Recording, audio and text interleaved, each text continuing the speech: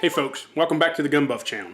So on today's episode, we're going to take a look at the brand new 4473 form. You know, it hasn't been updated in almost 5 years. So we're going to take a look at what the new parts are and how it affects you as either a dealer or a purchaser. All right, so let's get into this. So I got a box the other day from the ATF, and it was a stack of forms with this note on top. And this note is important because it says that FFLs must begin using this form on January 16th, 2017. So if you're at a dealer and you're purchasing a gun and it's after the 16th, on or after the 16th, you must use this new 4473 form. So you might ask yourself, how do I know if I have the right form? Well, that's pretty easy. So down in the bottom right-hand corner, it's going to tell you revised October 2016. That's what you're looking for, October 2016. The old form said revised April 2012. So if you have this form, it's no good. This is no bueno. If you transfer on the old form, there's a very good chance that that would not be a legal transfer and you would have to come back to your dealer and complete the brand new form. So make sure you look for the October 2016 revised stamp down in the bottom right hand corner. So let's walk through what the differences are. Mostly they've done a really good job of putting the differences in parentheses and in bold print, and also they've spelled it out what the differences are. There's only one format change, and that's down on question 12. They moved the "Are you a U.S. citizen?" from the very bottom to about, the bottom third of the page. But let's start at the top and work our way down. So the very first thing you'll notice beside your current state address is that in line number 2 is U.S. postal abbreviations are acceptable. Cannot be a post office box. So no P.O. boxes. Got to have a physical address. Next up, they've added a clarification on line 10 that says, in addition to ethnicity, select one or more race in 10B. Both 10A and 10B must be answered. So you got to answer 10A and 10B. This was a problem with the old form. I would always have to have my clients do both because they figure if they do one, they don't have to do the other. But they want you to fill out both. Next up, they've changed the wording in 11A, and it says, warning, you are not the actual transfer/buyer if you are acquiring the firearm on behalf of another person. If you are not the actual transfer buyer, the licensee cannot transfer the firearm to you. And then it gives you an exception. It says, exception, if you are picking up a repaired firearm for another person, you are not required to answer 11A and may proceed to 11B. So that's really important. They will no longer allow you to purchase a gun as a gift or for a family member. So you really need to be very clear about you are the person purchasing this firearm. Next up, they put a warning in for 11E.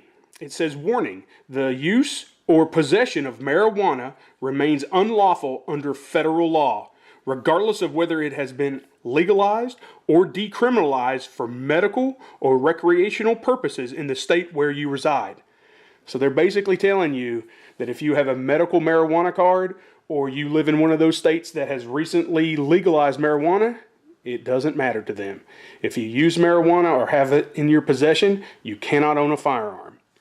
Now they may change that later on, but as it stands right now with this October 2016 revision, you cannot own a firearm and possess illegal federal substances. Okay, next up, they have changed on 12A. They have moved it from the bottom of the page to about a third of the way up or so, a little bit less than third, and it says basically, are you a U.S. citizen? So you click that. If you're not, then you'd say where you were under the other country. So the only other change that we have seen is in the dealer section where everything else on page 2 is exactly the same. All right.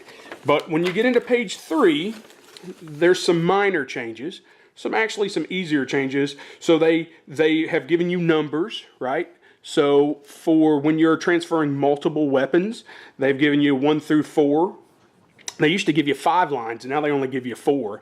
The other thing is they actually give you a reminder here in 29 that says do not use numerals. So if you're transferring 2 weapons, you write TWO. Basically, in 29, the big change is that you have to write down a letter, not a numerical. Okay, so, and the other changes in question 33, there used to be a division here, a line separating the two to put your FFL number and put your business address. Now you can use a rubber stamp in this all in one big area. That's great because I use a rubber stamp and it gives me more real estate. Everything else is the same. Now, I will tell you that some of the definitions have been flushed out. So, you know, the rest of the document is really about what those questions actually mean. If you're curious, next time you're purchasing a gun, read it. You'll notice that the title has changed.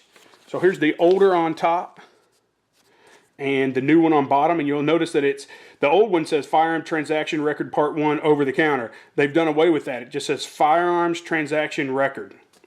Okay?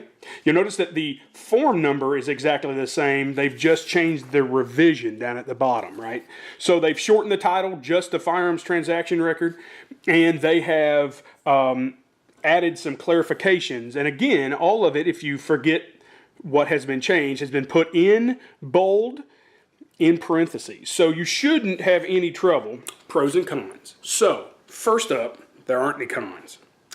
The pros, well, this is great because it clarifies and simplifies what you're to do under the law. It gives you very clear, very open definitions of what you're to do, both in the instructions and on the actual forms, with bold print inside parentheses. So that's good. That's very, very good, because anytime they can help you do what you're supposed to do safely and smartly under the law, that's a very good thing. There's one thing I forgot to mention from earlier, which is that in section 32, or question 32, on the new form, it gives you a section for the dealer to mark if this is to facilitate a private party transfer. So if you don't want to do cash and carry in the back of a Walmart parking lot, then you can go to a dealer like me and you can ask to do a private party transfer. And that's a lot better than just a bill of sales, because now you have a legal record stating that you are selling a gun to an individual, and that individual has to pass a background check. So that's a good thing. Now, listen, in some states, like my state of Kentucky, that is not required. You can do private party transfers all you want, all day long. But should anything happen to that weapon, should it be used or stolen in some nefarious way down the road, you don't have that much record of what you did with the gun. So if you want to cover your butt to the nth degree, how you do that is with this new form. So again, it's a good thing. It simplifies things. It puts things out in the open. It clarifies questions and how you should answer them. So don't look at this as another layer of ATF regulation. Look at this as a simplification. And that, like I said, is a good thing. So, as always, if you like this kind of stuff, do me a favor. Subscribe, like, share, and comment. And also, be safe and be good.